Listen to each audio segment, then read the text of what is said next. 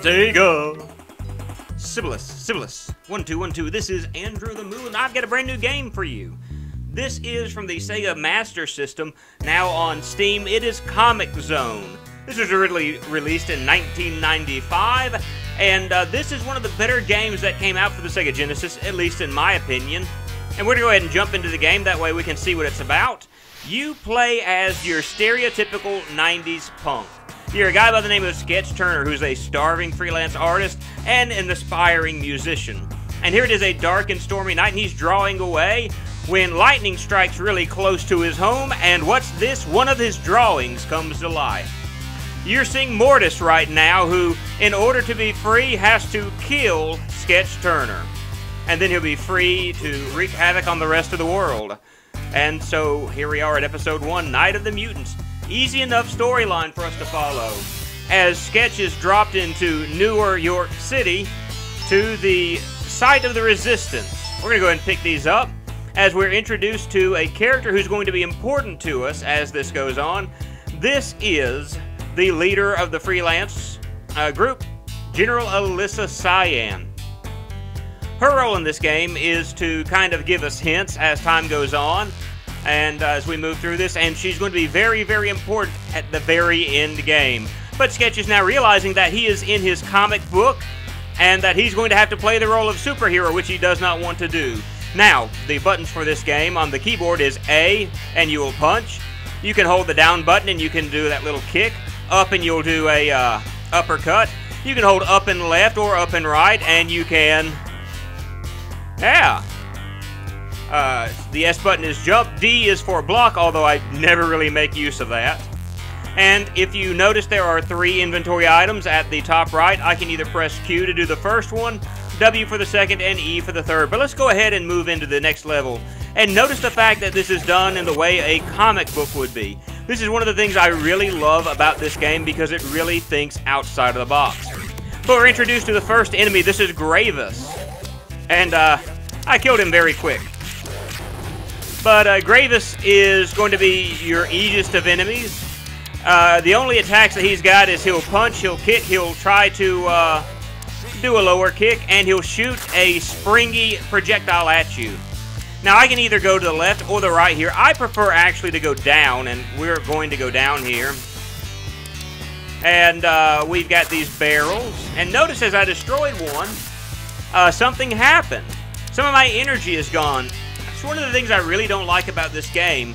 But we'll use the first item in our inventory, and we'll get rid of those items. Almost hurt myself in the process.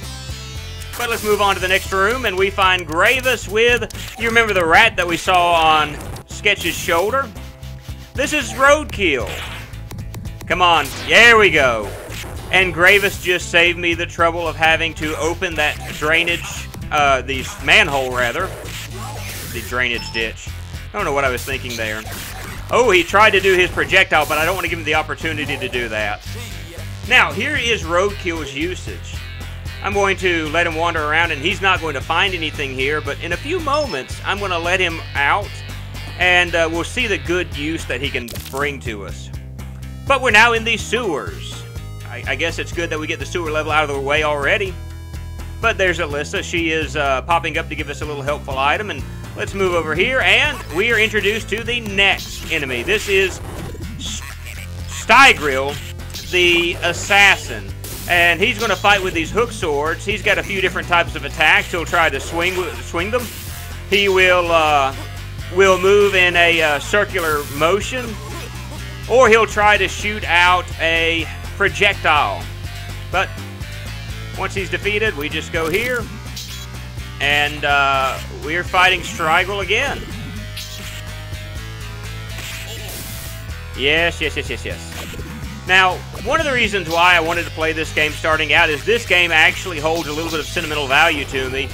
My first job was working at a Subway as a teenager, and we had a business computer, and the way the computer was set, well, the way the computer was set up, there were 2 games that were on it that the owners really and truly didn't want on it.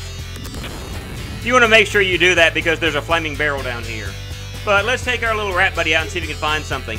But anyway, there are two games that were on the business computer at the store. And the computer had Comix Zone, and it also had Sonic the Hedgehog. Now, I was more of a... Oh, no. I was more of a fan of Sonic the Hedgehog. There we go. About to say, I was not going after him because that was instant death. That's a death pit. As we're introduced to these flying creatures. Anyway, when I would go on break, I would play Comix Zone as often as I could. I remember playing it on the Sega channel when I was younger, but never really good at it. I beat this game as a teenager on the work computer at the subway as we finished the first level. Now, we're going to break this up in episodes, and there are 3 episodes in the game. So we're still in the first episode. Each episode lasts 2 levels. So once we finish this one, we'll move on to the next level, or move on to the next video. But anyway, I first beat this game at my workplace. But here's the good thing about having Roadkill with you. I'm going to let him out here, and he's going to find something for us. Look at that. There's hidden dynamite in the panel. And so whereas I would have a lot of energy taken away from me from trying to break that door open, I'll just have that break it open and, you know, be done with it. So, let's see. Alright, these are hanging cocoons. What you want to do is you want to just go ahead and uppercut these as soon as they fall down. Oop. Yeah, if you don't, there's a creature that's going to come out of them. It's a whole lot easier to go ahead and do this because, well, it beats them real quick. And you don't have to deal with the creepy crawling creature that comes out of it. I'm going to see if I can, yes, knock him into that and kill him. Now, again, you want to take Roadkill out here. Don't, you know, punch this fan because it's going to kill you quickly. And he's going to turn the fans off. And I'm going to lose a whole lot less... Lose a whole lot less energy doing this. Now, here's another one of those exploding crates. We're going to push into the fan and move... No! Okay. I don't know what happened, but the moment I took my finger off of the keypad, he kept pushing. I don't know what happened.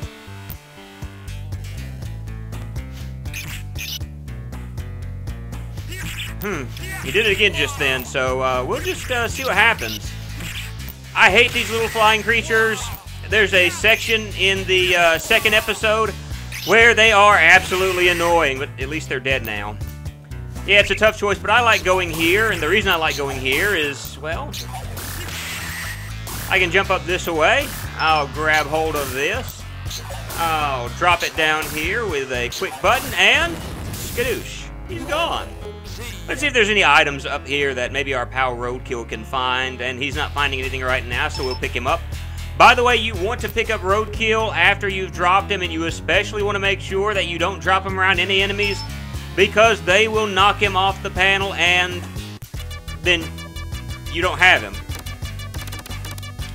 So this combination is quite easy. That's all you've got to do. I don't really know why that's there, but... And it... Whoop! Yeah, that's what would have... Those would have popped out had you allowed the hanging cocoons to do their job. But again, they're really easy, but they're a whole lot better. Just go ahead and take care of them as you can. As we're introduced to another new enemy. I call these the snot creatures, even though they're basically the oozing mutants. If you allow them to roam free without killing them, they will turn into Gravis or Strygrill. So you want to hurry up and destroy them because they're quite easy to defeat like this. But once you've got a couple of Gravises or Strygrills running around, it gets considerably more difficult. So yeah, defeat these as fast as you can. Don't give them the chance to transform or to attack. And in a few seconds, they will be done for. And we're almost at the final boss of this level. Now, what you want to do, you want to go ahead and take your energy because you won't get to carry it to the next level. And our buddy finds more health just in case you need it. As we have the first boss. Here's how you defeat the first boss. You get this close to it and just start punching. It cannot attack you. It will not shoot any fireball at you. It will not use its hand to attack you. It will die in just a few moments. So I am using I guess some people would say I'm cheaping my way out of this, but this is how you can easily defeat this boss.